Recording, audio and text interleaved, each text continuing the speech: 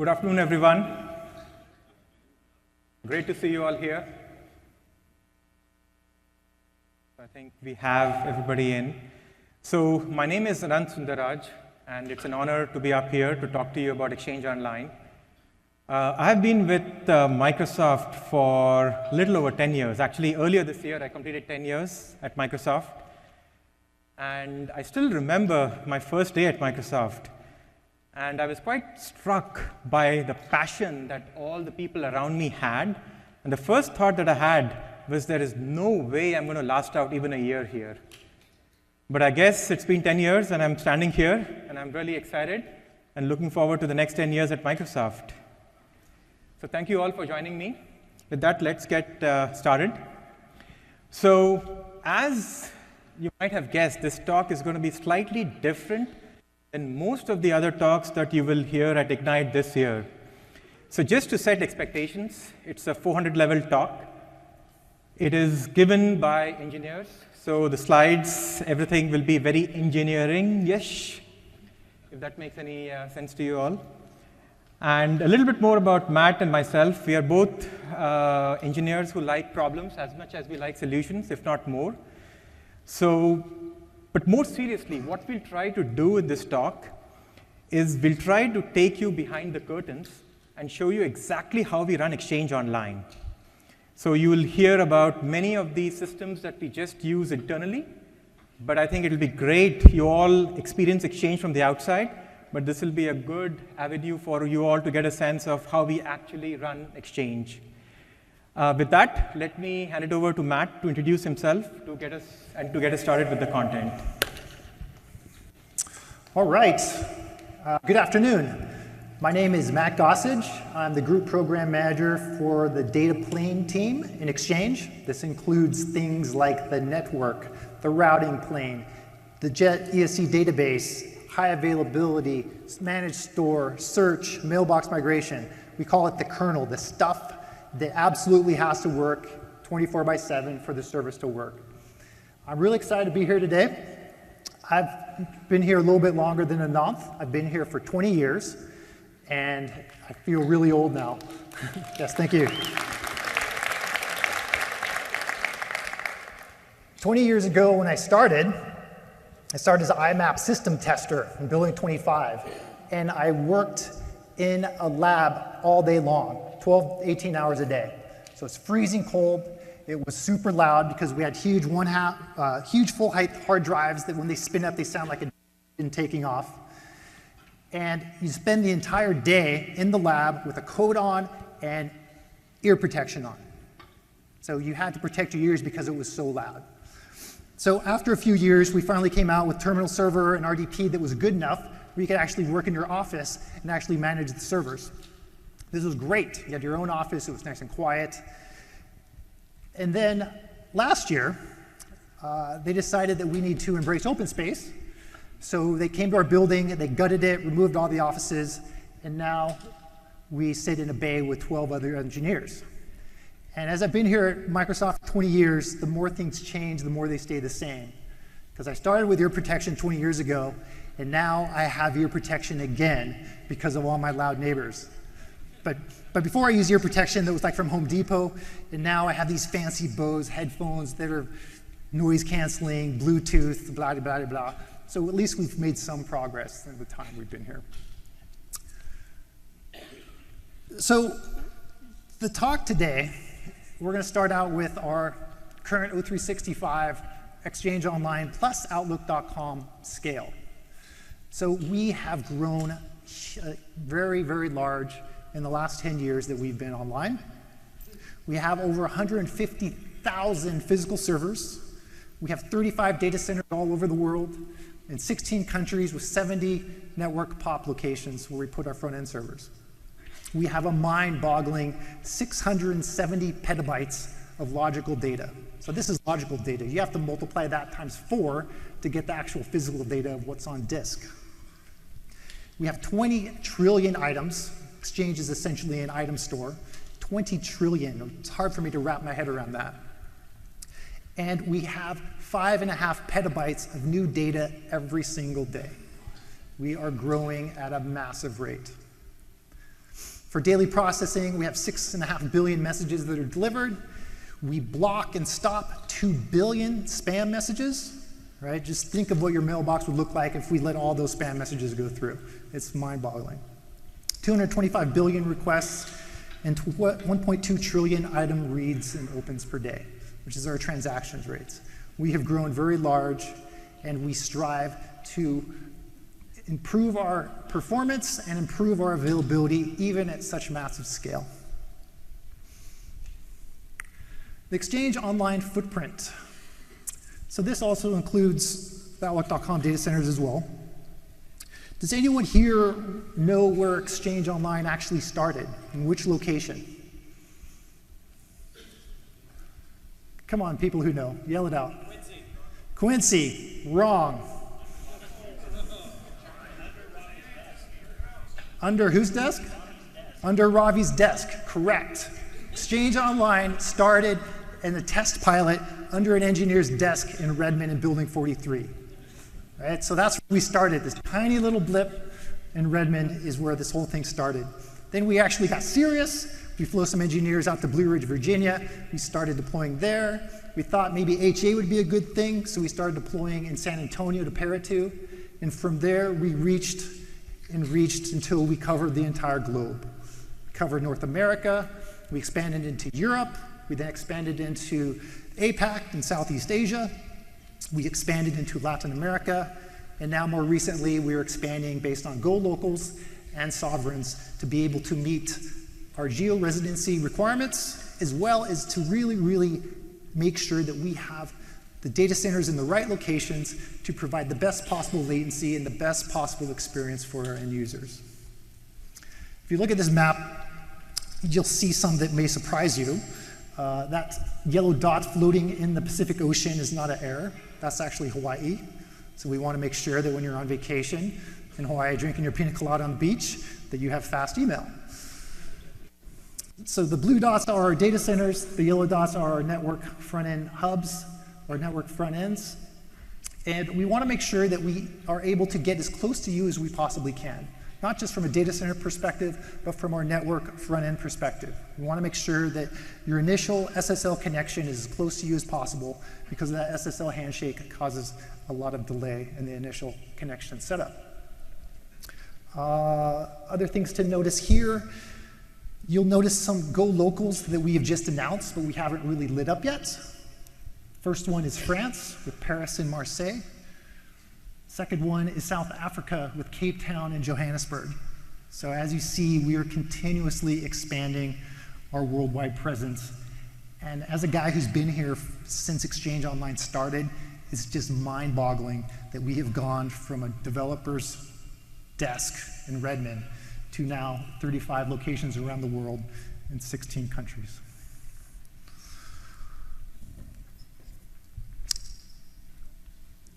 The way we run Exchange Online is based on intelligence.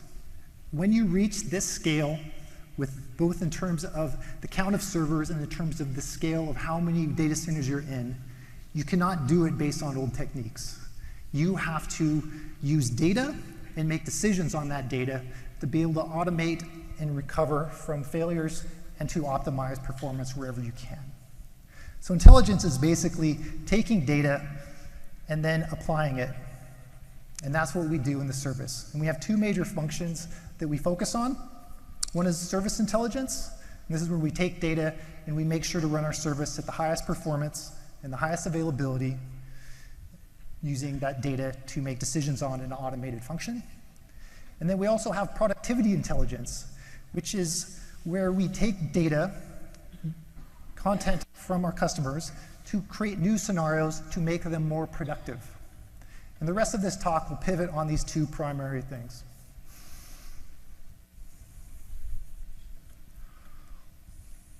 And Anant will come up and talk about data and monitoring. Thanks, Matt.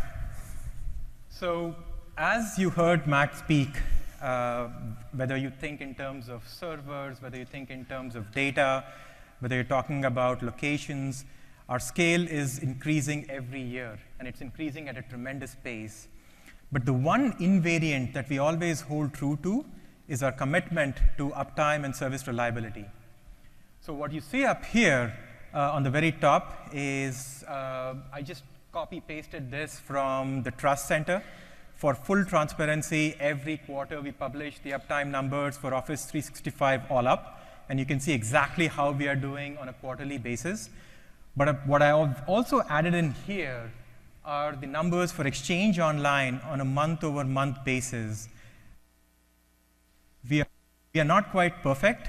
There are months where we have incidents and our availability dips, and many of you hear about that through the Service Health dashboard. But overall, our availability is very high. Forget 3 nines, forget 4 nines. We are actually now pushing 5 nines. So the one message that we want to come through in this talk is, though you'll hear about a lot of innovation that we are working on, but none of that will ever be at the expense of uptime and service reliability. So let me take a minute and talk a little bit about how we are set up in terms of how we do monitoring, how we employ intelligence in running the service. So if we were to say it, you could think of it as consisting of 5 main components. The first one is data or instrumentation. And this is a theme that you will hear throughout the talk, that if we really have to be true to intelligence in the sense that produce high quality intelligence, we need lots and lots of data to be able to do that. So the first step in our service intelligence story is instrumentation. All of the code that we write is against a very specialized SDK that allows us to automatically collect service signals that we then upload in a way such that we can reason over all of those signals. The middle piece, processing, that is the core of our intelligence engine. And we employ multi-signal analysis to be very effective at this. So typically, when something goes wrong, it's rarely the case that only one system is affected. If networking is effective or directory is affected, typically you would see error signals in Outlook, you would see signals in OVA. By leveraging signals from multiple systems, as opposed to relying on a single system, we are able to increase the accuracy of our detection algorithm, and we are able to reduce the detection time. If one system tells me that something is wrong, then I probably have to wait a little bit longer to get confidence that this is not really a false alert, and I can take action on it. But if 2 signals are telling me that something is wrong, then the automated system can act on it much sooner. So that's a simplified explanation of what we try to do in multi-signal analysis, but that's kind of the core of our intelligence engine. Once we have detected the problem, we always strive to ensure that we can take recovery even before any of you realize that the service has been impacted. And if we have to rely on humans to intervene, that is never possible. So we have built the system that we call Rescue Box that acts on the intelligence that is produced post multi-signal analysis. So it's capable of taking automated actions, and the automated actions could be anything from recycling an app pool, restarting a service, rebooting a box, reimaging the box, failing over a rack, and it could be any of one of these things. And the last step of intelligence is, though we always strive for humans to be never involved, but occasionally it is the case that we have an incident and we need to get humans involved. And for those times, we have a lot of visualization systems that provide us data on a real-time basis. So next, what we'll talk about is 2 case studies that will again give you a better sense of how our systems are built and exactly how we use these systems. So for the first case study, I'll hand it back to Matt, because this is a system that he and his team actually built, so I would rather have him talk about it. Otherwise, he'll be quite cross with me.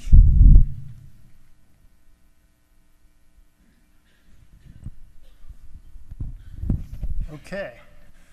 First of all, I love my job. One of the reasons I love my job is I get to deal with real stuff, not just code, algorithms, engineering work, but real stuff in the sense that what is going on in the world, what is going on in our data centers. This is one of the most interesting aspects of my job. So I'm going to talk to you about a case study, which is actually a real event. This is not like an example of what if this happened. This happened in August.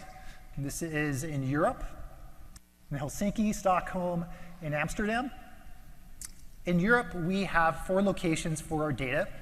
In this example, we have Helsinki, Amsterdam, Vienna, and Dublin is where we store our data, and DAGs span across those data centers.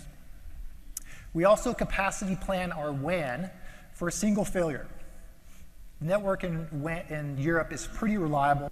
We don't usually have double failures, so we capacity plan for a single failure. In other parts of the world, we will capacity plan for a double failure because it's more prone to fail.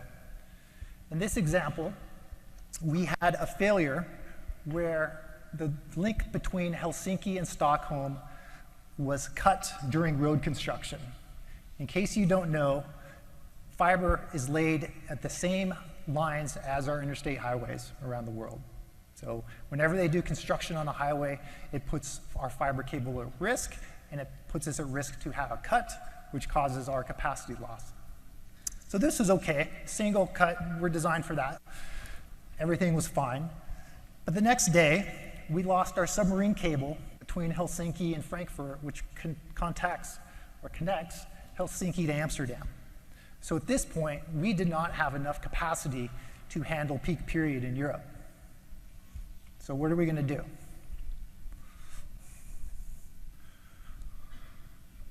We're going to use service intelligence to handle it. So this type of failure is a gray failure.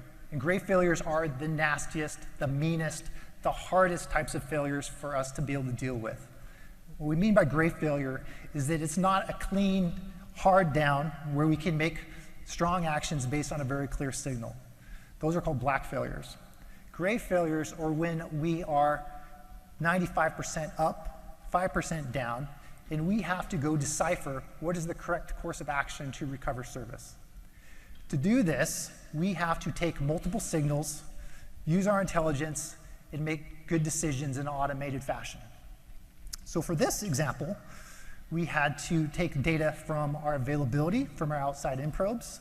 We took data from Azure Networking and Swan to understand what our capacity for Inklink was and where it would be when we hit peak period.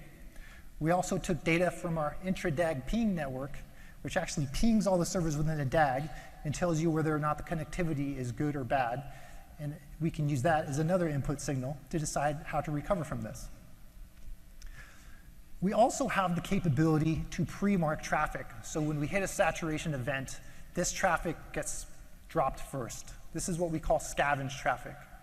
So in our topology or in our architecture, we only really have one type of traffic that we mark as scavenged, and this is database replication traffic for the fourth copy or the lag copy.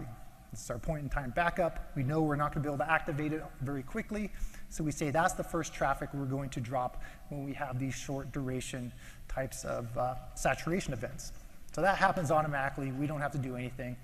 We just stop replicating lag traffic to that database copy. The second thing you'll see here is the workload management network resource health.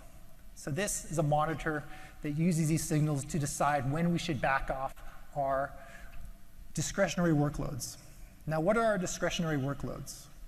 First one is mailbox migration. So we have lots of different types of mailbox migrations going in on our service. The biggest one is internal load balancing, where we're moving mailboxes around our data centers, causing replication traffic to other data centers. That's the first one we go. The mailbox migration traffic we don't mess with here is your onboarding traffic. So we will not go and start slowing down your onboarding traffic. We will turn off our own internal discretionary traffic first. Another discretionary workload that we disable at this point is time-based assistance. So we have time-based assistants that are running, a lot of them doing a lot of good work to improve our intelligence and improve the capabilities of our mailboxes. But for these types of events, we will turn those off as well. The last thing we do is if those first things are not enough to recover service, is we will proactively fail over databases and fail over racks to reduce the load on that data center. And that's what happened in this example. We failed 70 racks out of Helsinki, and at that point, we started recovering the network, and the network availability started going up, and we stopped our automated recovery, and we restored service. This all happened very fast, and we had very, very little availability impact from this, and no customer calls in terms of support. All of this happened behind the scene to make this potentially catastrophic event be handled in a way where customers didn't even notice. Yes, you can clap. Yes, it is cool. You could hear me clapping in my bay as well when we actually did this. It was very cool. Back to Anand. Thanks, Matt. So this slide is another case study, and it's a very different kind of slide than what you'll see, in fact, even in the rest of this presentation. So this slide is an actual slide from our service review deck, and we're just bringing it here because we just wanted you to get a sense of the kinds of questions that we obsess over when we talk about reliability. So the questions that you see on the screen, it's a little bit difficult to read because the slide was not really meant for, or it's not really written up for this presentation, but I did not really want to alter the slide a lot because I wanted you to walk away with exactly how we do things. So at the end of every month, we look at how we did in the service. We look at what the availability was, we look at how many incidents we had, we look at how many escalations we fired to our engineers, we look at how many of them were false alerts, and we go and analyze each and every one of them. The kinds of questions that we ask ourselves are, what exactly happened this month? How is this month different than last month? So I'll not really spend a lot of time walking through every single detail here because you need to have the context of all the incidents that happened in the month for which this slide was put together. But I'll try to tell you the questions that we ask and the kind of answers that we are looking for. So the first thing that we do is we try to find out how any given month was different than any other month before it. Because the one thing that we don't want in running a service is variability. The more standard things are, the more expected everything is, the better off we are. So we go and follow up on every category that was different than the previous month, and then we try to drill into each one of those. Then we start analyzing every single kind of alert that we have in the service. So in this case, what you see on the screen is something called as CFL alerts. So these are alerts that fire when critical functionality is impacted. And the definition is slightly more strict for our internal view. And then we go and figure out how these numbers have been changing month over month and which are the internal teams that really have to go and put in repair items to make things better month over month. Then we start looking at our alerts, and we primarily have two kinds of alerts in our service, what we call as aggregated scopes. So you're all very familiar with aggregated scopes such as DAGs and so on. So we look at alerts that fire on a per server basis, and we also look at alerts that fire on a per DAG basis. And then we drill in and say exactly what happened, which were these alerts, what exactly went wrong, and we know exactly which teams we need to follow up with such that they're able to make things better. And then not only that, we also focus on the impact that it's having on our engineers, because we need to be able to run a service in a very, very scalable and a sustainable fashion. So we look at how many escalations were fired, how many went to each engineer, and we know at what point are we not really in a good shape.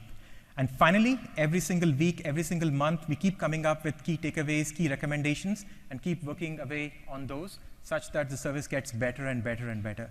So it's only through this kind of rigor that we are able to produce the uptimes and reliability numbers that you all have come to know and associate with Exchange. So with that, I will invite Pavni up on the stage. And Pavni is a program manager in Exchange Online, and she and her team actually built some of these systems that I've been talking about, and she'll give us a demo of some of her team's work. Hello.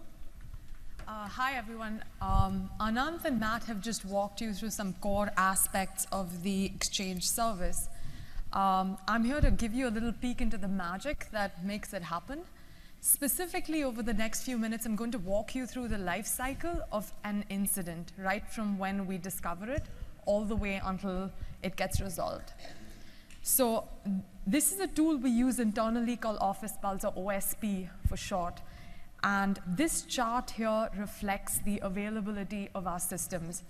As you can see here, we're hovering well above our guaranteed SLA of 99.9%. This means all's well with the world and we can rest. But if for whatever reason we detect a problem, as Anant mentioned earlier, our monitoring systems kick in, and the very first thing they try to do is recover the service. So without any human intervention, we isolate the infrastructure that actually has the problem, apply a fix, and ensure that the service has recovered. If for whatever reason auto recovery is not possible, the very first thing that happens is that we fire an alert to an engineer. Parallelly, we post an incident onto the service health dashboard at SHD. And third, we kick off an email notification to the TAM or the technical account manager associated with your account. So 3 actions all happening in parallel. Let's dive into each of these workflows. So when an engineer gets alerted, the very first thing he does is logs into OSP to actually start debugging the problem. As you can tell here, this is an incident that occurred in the Europe region. This vertical red line visually indicates when that the alert was fired. So the goal of OSP ultimately is to reduce that time to mitigate. And the way it does this is by bubbling up all the insights that could be relevant to the engineer to debug the problem. So as you can see here, you can you slice and dice by the scope, the various servers that are being impacted, etc. Also, very helpfully, we bubble up the potential root cause so that the engineer can go debug further. So here are this is an example of some of the service signals that we visualize for the engineer. He also has access to customer signals that help him identify impact. The very first signal is the SHD page hit telemetry. We overlay that information with when the alert was fired. So you can see the alert was fired and there was a spike in the service health dashboard telemetry. We interpret this spike as customer pain. The second signal that we use heavily is the support call. So we actually track the number of support calls that come in for that given infrastructure that's been impacted. The most powerful signal is the actual customer activity telemetry. And right now, our systems look kind of healthy, so you don't actually see customer impact. But I have saved out for you an image, a very high-res image, just for you guys, of an incident that occurred a while back in Japan. There was a problem in the data centers, and OSP very helpfully bubbles up the potential problem. In this case, there was a networking problem. And right away, again, that reduction of time to insight, this is an example of that. The chart below here, this is the more interesting one, where this dark line here represents actual customer activity for that given scope. This light blue band, I'm hoping it shows well, is projected or expected activity. And as you can tell here, when the incident occurred, there was actually a dip in actual activity. We're able to do this sort of analysis with the help of a machine learning model that's running in the background that actually projects activity and takes into account things like seasonality, time of day, etc. Luckily for us, this was sort of towards the end of the day when activity was winding down, and so impact was minimal. I mentioned to you earlier that 3 things happen when a recovery system can't actually solve the problem. So you've seen what an engineer does with his alert. The second thing that happens is that we post to the service health dashboard. And the third thing that happens is we actually fire an alert. So how many admins in the audience? Any of you?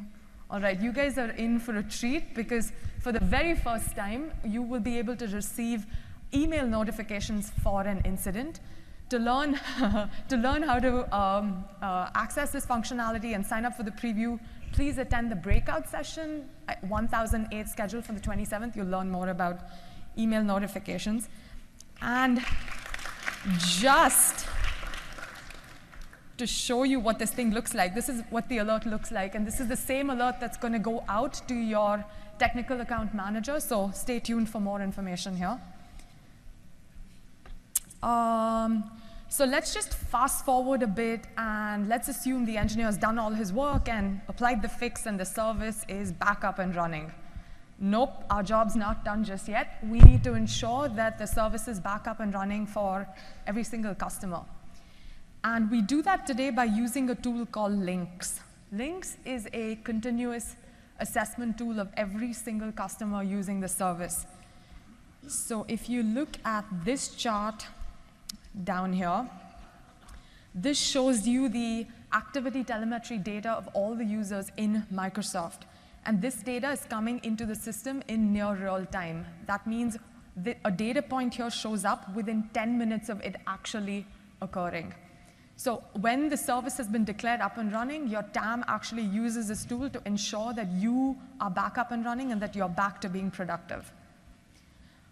So all in all, I've walked you through the timeline of an incident right from when the alert was created to when the engineer was woken up to when we've posted to the service health dashboard, fired notifications, all the way until the issue was resolved. And we obsess over every single step of this incident lifecycle, all with the goal of getting the service back up and running quickly. With that, I'd like to hand it back to Matt to fill you in on networking stuff.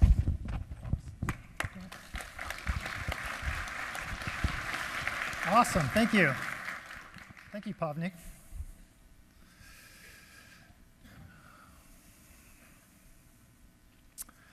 Service intelligence, speed of light.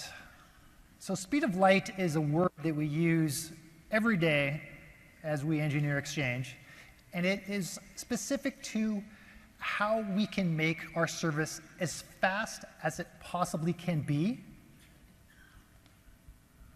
Oh, looks like technical difficulties. As fast as it possibly can be, and not just make it fast enough. So speed of light is the principle, the mantra, the thing that we use to say, we don't want it just good enough, we want it to be as fast as it's physically possible. And speed of light is that physical limit. So this comes into play quite a bit when it comes to networking, our routing plane, as well as storage. I had to use this slide for this, or this picture for this slide for a couple of reasons. First one is, does anyone know what that guy's looking at? Turbocharger, yes. Turbos are fast. The other reason I like this picture is, again, reminds me of the physical world that we're living in our service. So right now, in Puerto Rico, our data center is out of power, and it is being run by diesel generators that are being used with these turbochargers. So I think that's pretty cool. And the HoloLens guy is kind of cool too. But I like turbos. Intelligent routing.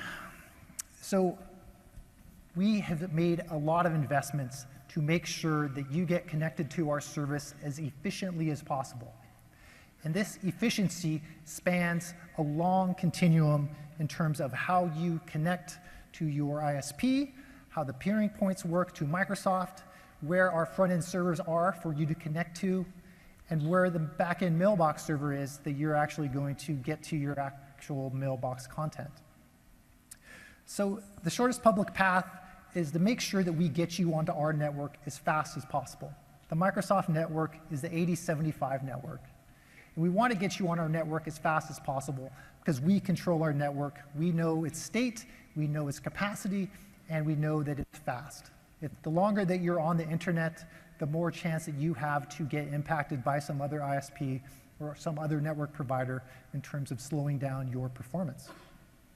We have over 150 public peering points around the world, so we are actively looking at our peering network and trying to understand how we can make things better so you connect into us faster and don't get misrouted or get congested.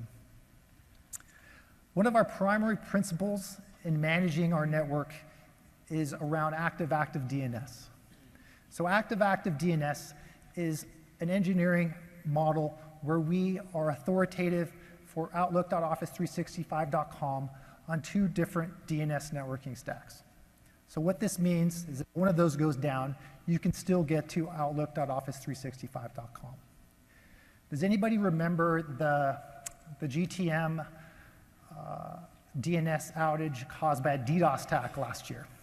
So a very popular GTM provider got taken down because they got DDoSed, and Office 365 was not impacted because we have active-active DNS and make sure that we are able to tolerate one of those entire systems going hard down. It is very, very, very hard to provide great latency and great high availability at the same time. And what we're doing over the last year is trying to close those 2 down so we can get great availability and great latency, and I'll show you how we do that. The way we're doing this is we're using Anycast DNS. Internally, we call it ACDC, Anycast DNS on our cafe servers. Our cafe servers are our front-end routing servers that basically proxy requests from your clients into our data centers and to the correct mailbox server.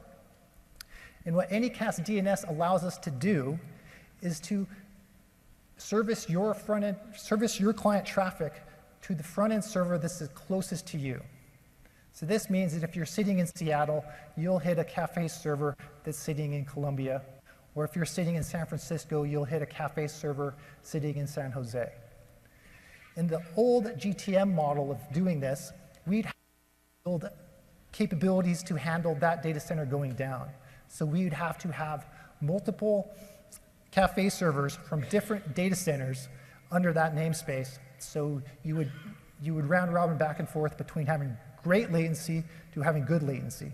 So if you're in San Francisco and you hit San Jose, you get great latency, but then because of HA requirements, you'd sometimes also get to Columbia in central Washington, and you just have good latency. So what Anycast does is it says the cafe server that's closest to you will respond to your request, you'll get routed to that, and you'll have great latency all the time. The service intelligence aspects of this is that we now have to ensure that when things go sideways, if the San Jose data center goes down, we have to make sure that you get rerouted to another good data center that's as close as we can. And this is where the ACDC brain comes in.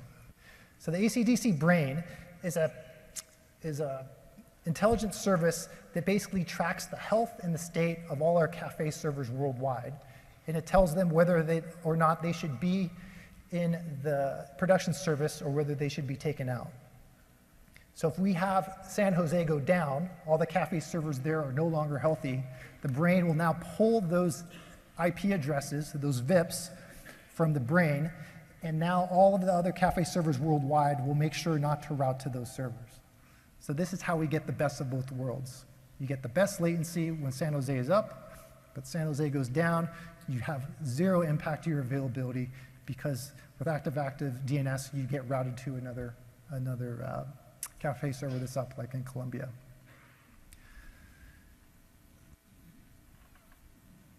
This is just one step. We have more work to do because we have to build 2 systems that are fully active-active that provide great latency and great high availability. Right now, we have built one, which is ACDC, but we have to go and do additional work to create another one so we can have both great availability and great latency on 2 totally separate stacks, so one of them can fail and not provide any downtime for our customers. So we still have more work to do, but we're making great.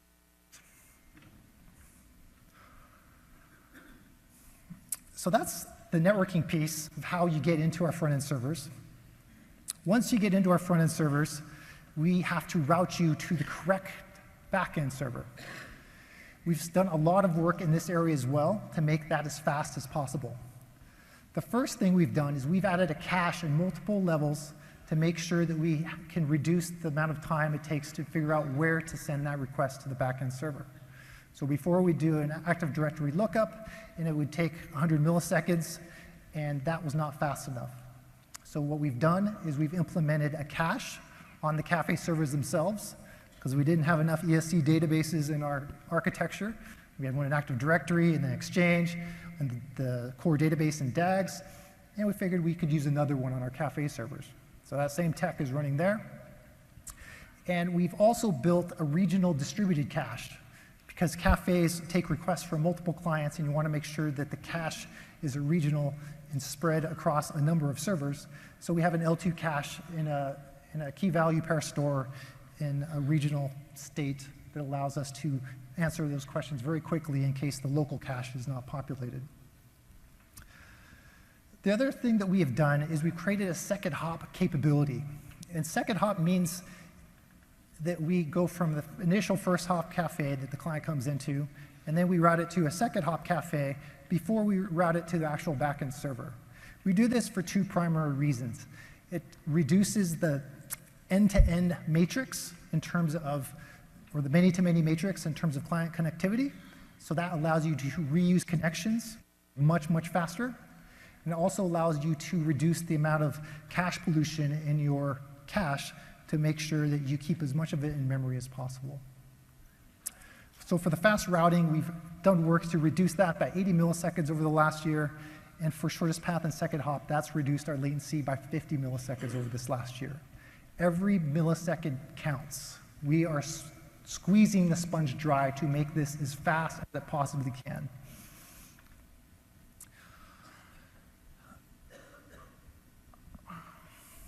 And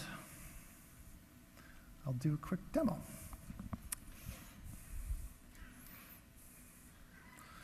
Uh-oh.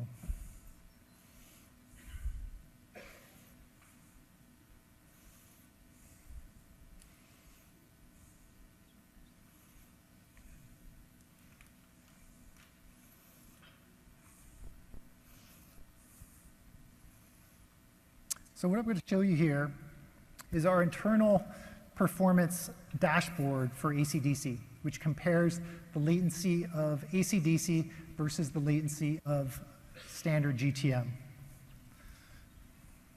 Did we lose the network?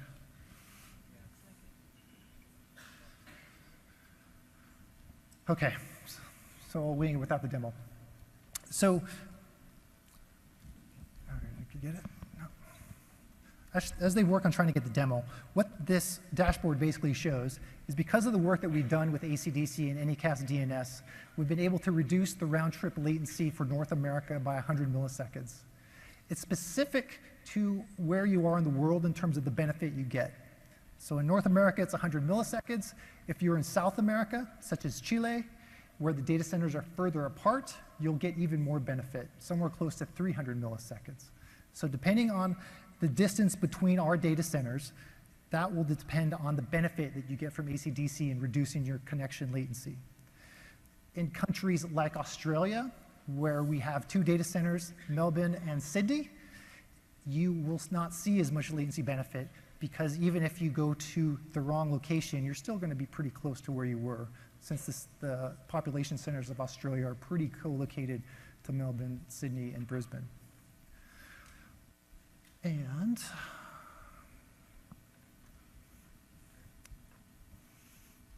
as we continue to try to get the demo working, I'll talk about the last little bit in terms of reducing latency. So we talked about getting you on the Microsoft network as fast as possible. We talked about routing you as fast as possible. But the last thing we have to do is make sure that your mailbox is as close to you as it can be. Because if we have a mailbox that is sitting in a data center in Virginia, and you're using our service from San Francisco, it makes no sense for your connections and your client connectivity to cross the entire country. So what we have done is we built the capabilities to understand what client data center is being connected to on a per user basis. We stamp that as a property on the mailbox, we track it over time, and after 30 days of that being consistent, we'll say, you know what, this person lives in San Francisco or in that area, and it's probably better if we move their mailbox into a database based in our San Francisco data center as opposed to routing them across the country. So this is what this looks like. In this example, we're in Columbia, which is Washington, Chicago, which is 51 milliseconds. The mailbox does not want to be there. So we move that mailbox back to Columbia on database 1, and we go from 51 milliseconds to 1 millisecond.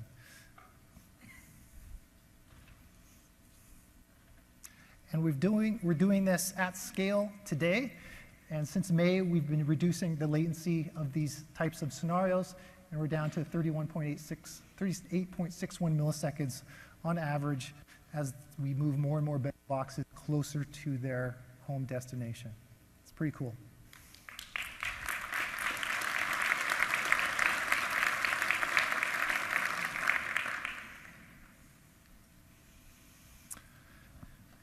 And announcing the last thing in terms of increasing user experience, in terms of reducing latency, is in the storage stack, something near and dear to my heart. I've been a storage guy for the last 10 years in Exchange.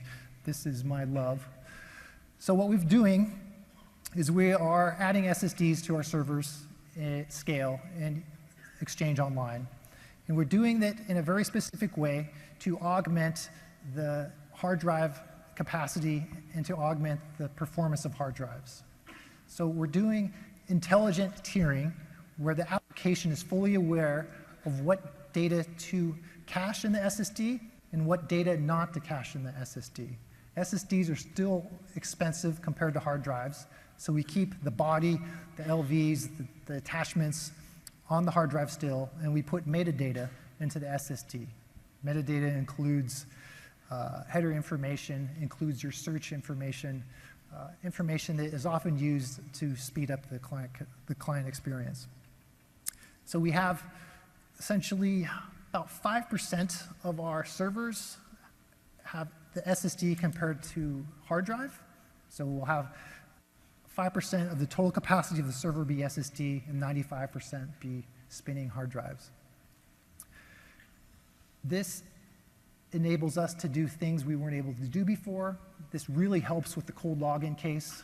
So where you're logging into the service for the first time in the morning, you can see that login go about twice as fast as it would without that capability. So SSDs are a game changer in terms of making additional progress to getting to that speed of light and making it as absolutely as fast as you can. Another aspect of this is it's a cache. We design it in such a way that if we lose SSDs, if they fail, the data on the hard drive is complete. It's not like we need the SSD plus the hard drive to reconstitute a database. We want to make sure that we have a very, very tight failure isolation, that data can be reconstructed from just the hard drive and not require the SSDs.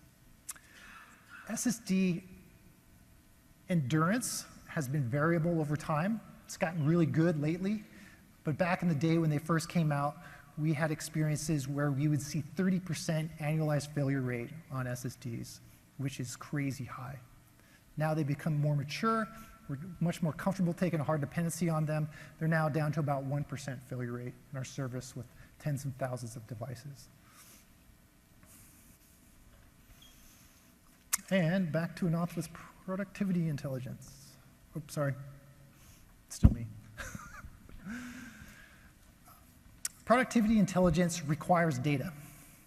Data requires us to be responsible because it's your data, right? We are the custodians of your data and have to use it in a way that only enables better user experiences for you, but does not sacrifice the trust that you have with your data being held by us. We make very strong promises to our customers and our businesses based on privacy law, contractual commitments, and Microsoft privacy policy. This is very, very serious, and we take this very, very serious. The only way we can add new features based on intelligence is to do it in a compliant way. The last major point here is O365, our AI models are trained within the compliance boundary with no eyes on access and are treated as customer data and cannot reveal between users and tenant. So even the models we treat as customer data and have eyes-off policies on. So we make these promises around security. We also have transparency in terms of our activity feed API, so you can see what we're doing, so you can see what's going on. We give you control, such as features like customer lockbox, and we verify based on our ISOC, SOC, FedRAMP, and other auditing requirements. The last one here is new, which is we are now giving you the capability to encrypt your mailboxes with encryption keys that you control. This is called service encryption, and Jacqueline will be giving a talk on this later this week. Very, very cool feature that allows you to control your data because you are in control of your encryption keys. And if you ever decide to leave our service, you can take your keys with you and have a guarantee that your data is going to be gone and is safe. Jacqueline claps.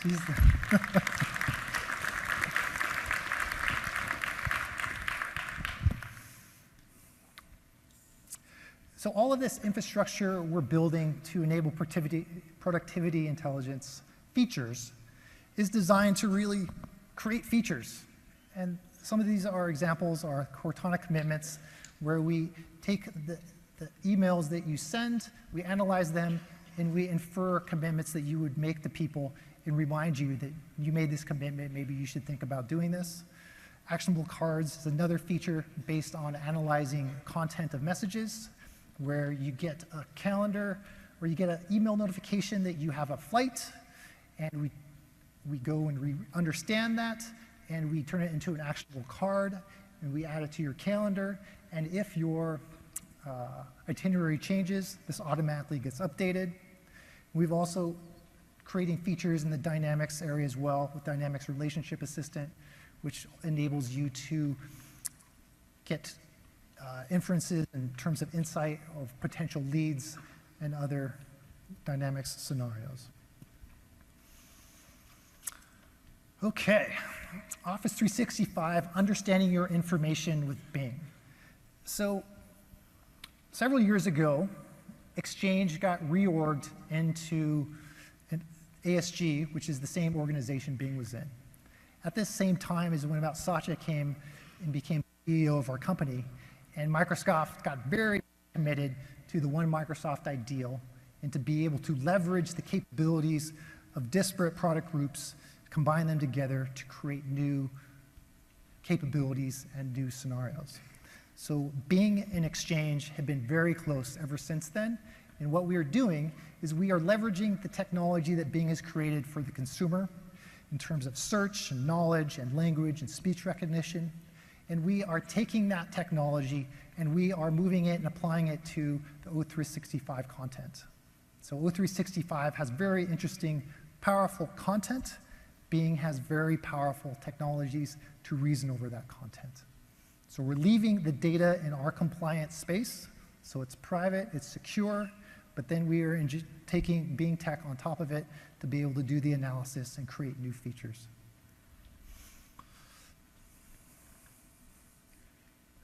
So one of the more interesting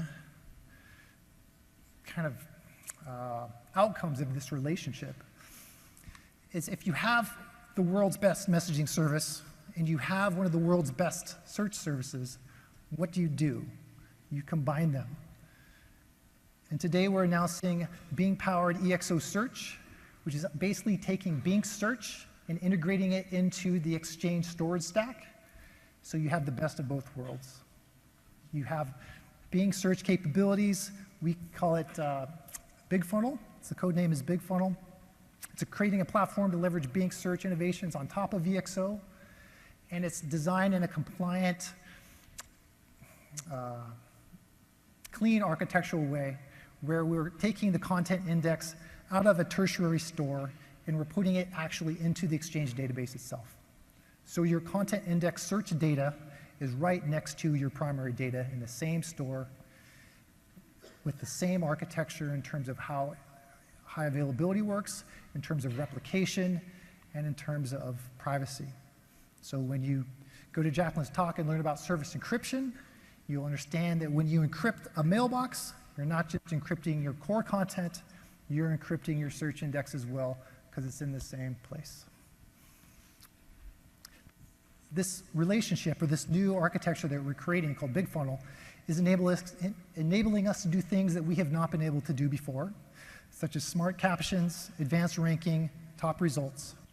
You see this in an example here on the right, where someone did a search for photos and Robin, and the top results came up, and it provides you the smart captions and tells you exactly where in the content of the message is the interesting part that you're looking for related to Robin and photos. And it uses relevance to put those specific items on top because it is what you were looking for. Another interesting aspect of BigFunnel is we are integrating it with MCDB, or the Metacache database.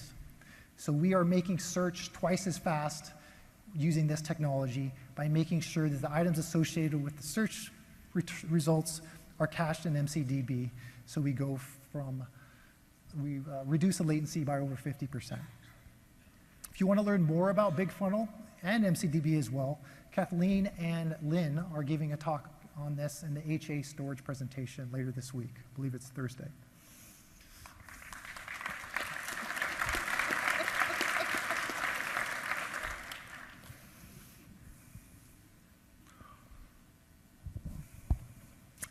This is actually real as well. We've deployed this to over 50% of our mailboxes worldwide in our service, so this is running today. And it's stuck. There we go. Back to you, Anant. Thanks, Matt. What I'll try to do next is take everything that Matt has been talking about for the past few minutes and tie it back to a framework that we use to power intelligence. So on the left-hand side is what Matt was talking about, wherein we try to bring the power of Bing intelligence and apply it to all the data that we have in Exchange Online. And on the right-hand side is a topic that we still have to cover, which is how we bring to bear the power of ML against all of this data. And it is indeed simple as 1, 2, 3, and where 1 is all about organizing a user's data and all their contextual signals for all applications work in life in a single location, together. Step number 2 is for us to be able to create intelligence from all of this data. And we can do that using Bing Tech, we can do that using other ML models, or more often a combination, and I'll talk a little bit more about that shortly. And the third is, again, the point that Matt alluded to, which is the invariant that we always maintain is the trust that we must earn and we must maintain that is never, ever violated. So with that, let me move on to talking about how we employ machine learning in Exchange Online. So before I get started talking about this slide, let me introduce a few terms. These days, there is hardly a conference that you can go to wherein you would not hear the word ML, right? So let me get started with AI. So AI is, in fact, the most generic term. Artificial intelligence is all about building systems that can mimic human behavior. These are systems that are aware of their environment and are constantly taking action to increase the probability of their success. So if you look at a self-driving car, that's an example of an AI system. The second term that you will hear often is ML. So ML system is an example of an AI system. Typically, you employ ML whenever you are unsure of the business logic upfront. So what you do is, to this ML system, you provide a lot of previous examples, and you teach it how to learn. And then you just let it decide what to learn based on all the examples that you have provided. So for example, if I don't know how to play chess, I can still build an ML system that plays chess as long as I have plenty of previous past examples. The third term that you will often hear is neural nets, right? Neural networks. So these are nothing but mathematical models for data processing. And the reason they are named so is because they emulate exactly how the neurons in our brain operate. If I were to oversimplify things, neural nets consist of an input layer, consist of a processing layer, and an output layer. And each of these layers consists of nothing but interconnected neurons or nodes.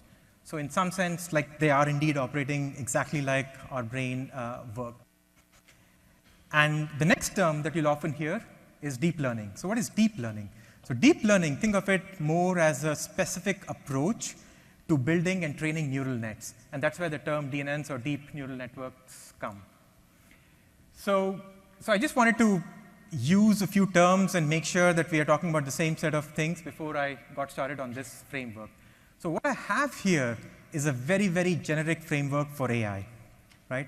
Everything starts off with data. Like we have been talking about this since the beginning of the presentation, that data is pretty much at the center of intelligence. You absolutely need data. It is a prerequisite. Once you have data, that allows us to build models, and these models drive experiences that in turn generate more data. And it's a virtuous cycle, and that's how these things operate. So the three key ingredients to being successfully able to do AI is obviously data, and lots of it. Like whenever we talk to a data scientist, we ask them, what do you want? They say, we want data. I tell them, I just gave you a lot of data. They said, that's not enough, we want more. So that's all that they want, data. And the models that we build have to be efficient, obviously, but they also have to be flexible. Because of all the restrictions that we have in terms of what data can be used and how it can be used, it's often the case that we need to build a model on one type of data and then apply it to a slightly different type of data. Think of data types here as chat data or IM data versus email data. And finally, computation at scale is very, very important because many of these processes are compute hungry. So we'll talk a little bit about that as well. So Microsoft has been at the forefront of AI research. And I'm sure over the past couple of years, you would have come across many examples of the innovation that has been produced at Microsoft. And instead of all of this just being theoretical academic research, this research is getting leveraged in us building intelligence in Exchange Online. So now that we have spoken about all the, I will take a minute talking about the internal systems that we use to build intelligence. So obviously, it all starts with data. So we have a system called Mars. So think of it as an implementation of the generic MapReduce system. And it primarily is used for intelligent extraction, filtering, anonymization. And that is what creates the corpus of data that can then be used by neural nets to learn. The other system that I'll point out here is what we call Ether. So Ether is, again, an internal system. Think of it as a platform for data scientists. It's a platform wherein data scientists can do offline experimentation by submitting experiments and evaluating experiments. And through all of these systems, we are able to produce intelligence that's listed on the right-hand side that we can then bring to bear on all the data that we have. So obviously, I've been talking a lot about the internal systems that we have built and we use, but you can also experience this intelligence, obviously, through some of the scenarios that Matt was demoing, but you can also experience and interact with this intelligence through Microsoft Graph. So as you all know, Microsoft Graph is what enables developers to build intelligent and contextual applications, cloud-based applications. And it is the single hub wherein developers can go to get to APIs, data, and all the intelligence that we have in the Microsoft Intelligent Cloud. So with that, I will move on to talking about hardware. So AI is such a complex area that software innovation is just not enough. Model training, model scoring, these are so compute intensive that unless we innovate at the hardware level, we really cannot execute on our vision of productivity intelligence. So again, there is a whole spectrum of hardware that we could talk about, all the way from ASICs, which are application-specific ICs, to FPGAs, to GPUs. And right now in our setup in the service, we use GPUs to do model training. But for model scoring, we are effectively using FPGAs. And we are moving to a world wherein FPGAs will be used for model training as well. The other two things that you see up on the slide here are, on the left-hand side, you see what we call hardware as a service, or HaaS. Think of it as an FPGA management layer. So this is what allows us to take all the FPGAs that we have in our cloud and create a single fabric onto which we can map various training or scoring scenarios. On the right, what you see is what we call brain slice at Microsoft. And think of it more as an FPGA-hosted engine. And you can actually program against it with most common paradigms available. And that is what allows us to speed up the programming that we do in the ML space.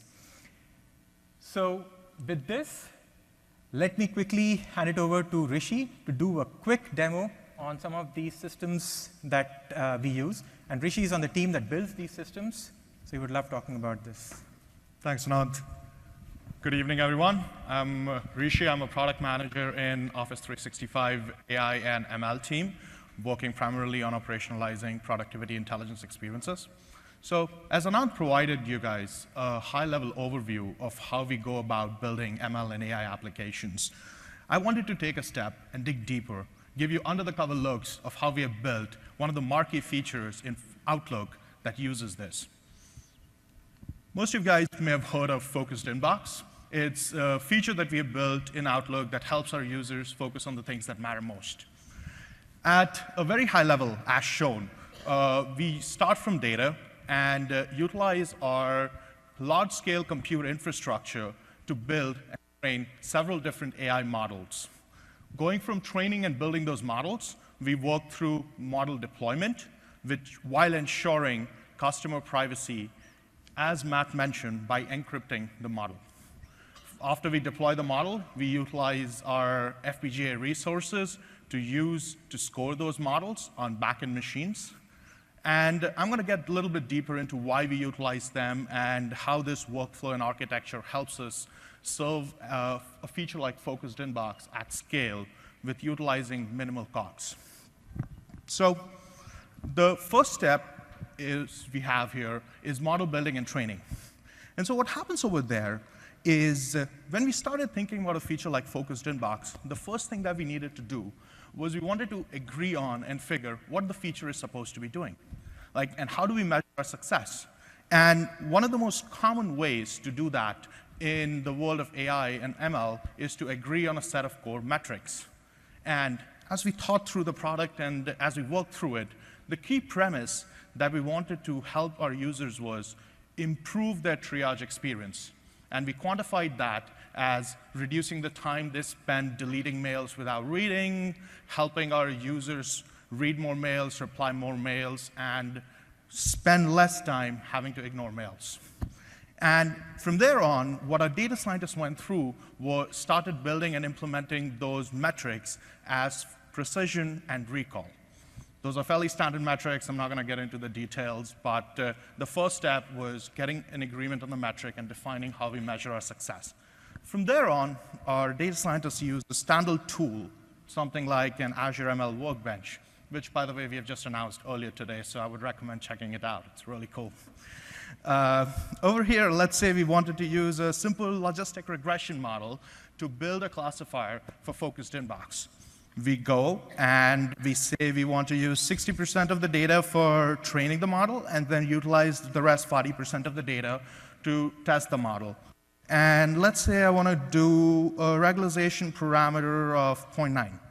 Now, all that I'm showing over here is an interface that our data scientists use to build and define what a model could be. And over here, they can try out different learning algorithms. They can try out deep learning algorithms, as Anand was talking about. They can go with simple probabilistic and statistical algorithms like logistic regression over here. But the key point I want to mention over here is, throughout this experience, nobody, and I want to emphasize, nobody has access to your data, has any kind of eyes-on visibility in what the customer content is. It's completely programmatic, and they write the code, and the program goes through, and they define how they want the program to work on this data, and they define the set of metrics after training the model to evaluate it, and that's all they get. They just get the final metric. So in this case, as we said for Focused Inbox, we wanted to use precision and recall. So our data scientist defines this experiment, and they click Run. In brevity of time, I'm not going to go through that. I'm just have a run from earlier today. And let's see, it's pulling up. Voila. This one actually worked. So over here, after running the model, we have Thank you. It's been one of those days, I guess, right? So we have precision and recall. And over here, we see the metrics are doing fairly well, and the accuracy of the current hypothetical model that the data scientist just trained looks good. And so we jump into the next step, which talks about offline evaluation. And I want to emphasize this strongly. Offline evaluation and experiment is a very big part of any AI development in Microsoft. And the reason is, a feature like Focused Inbox has a critical impact in the core user experience. It defines what the mails you see, what the mails you get interrupted for, and we want to be absolutely clear that we get it right. We do not want to roll out any changes to our customer that has detrimental impact in their core experience. And so what happens over here is, we take, let's say, 1 year of data, and we will segment it in 6 months and 6 months. And then the new model that the person has trained would offline, not powering a real experience, go over the first 6 months of the data, retrain that model, and then run that model in the next 6 months of data. And we'll accurately calculate the precision, the recall, and how would this model have behaved if it was in front of the user, and what experience it would have given. And going through this multiple times with different rounds of variations in the model help us choose an offline candidate that we think is ready to bring to production. So once we've agreed on bringing a model from offline into the production environment, we go through the process of model deployment. And as Anant was talking about several different tools, one of the tools that we used for deployment was Ether. And the key point that I want to emphasize during here is using this workflow, a data scientist defines the model, has experimented the model, and then when they click to deploy the model that they're taking for online service, the model automatically gets encrypted because it has customer content in it, and it's only accessible to the machines. The data scientists cannot actually look at the trained model. They can't actually evaluate or test it on any local data. They can't get a copy of it. It's completely frozen away from them. And once the models are deployed on the backend machines, we utilize the systems that we just talked about, the FPGAs. So the encrypted model will come on the backend machines. We will locally decrypt it, and the decrypted version of the model stays in memory. We do not write that to disk. And the decrypted model of the version then gets pinned onto the FPGAs. Now, FPGAs are these really interesting devices, and they've been extremely powerful in specific variations of AI development. Last year at Build, I think Mark Rosanovich, who's the CTO of Azure, gave a talk on how to utilize them for deep learning, and if you guys are interested, I would recommend going and checking it out. But what they really provide for us and why they're really critical for Exchange is the fact that they provide ultra-low latency and high throughput evaluations. And what that really means is these models, which are really computationally heavy, we are able to utilize for a feature like Focused Inbox in under 2 milliseconds. What it means is every mail that goes through and is requested to be scored with the model, it gives us the result at the 95th percentile in under 2 milliseconds while being simultaneously able to serve thousands and thousands of requests per second. And that is really critical for ensuring we provide you guys an experience of mail delivery at the speed of light, as Matt was talking about. Thank you. And I just wanted to pitch on one last thing, which is once we deploy the model online and pin it on the FPGA and use it for serving, the key thing that we really do is we also go through online validation. And so we don't want to roll out any new thing that we've just tested offline to everyone online, because online services can behave differently. Users' behaviors change over time. And so multiple validation online. It's a screenshot of a recent experiment that rolling out Focused Inbox, breaking it up by markets and segment. But again, I'll move back to Matt. Thanks. All right. One last thing. We are here today announcing Exchange Server 2019. Woo! It's focused on security, manageability, usability, and compliance. Preview is mid-2018, and release is the second half of 2018. TAP is going to open for this, so please check it out. There's one last thing I would like to ask today. Tony Redmond has written a new book, and we're doing a giveaway for that book. So if you want to be part of that draw for the book and the giveaway, please come up to the stage after the talk and give me your business card, and we will enter it in the raffle so you have the opportunity to win that book. We thank you for staying till the bitter end today. We appreciate you guys coming, and thank you so much. Bye-bye.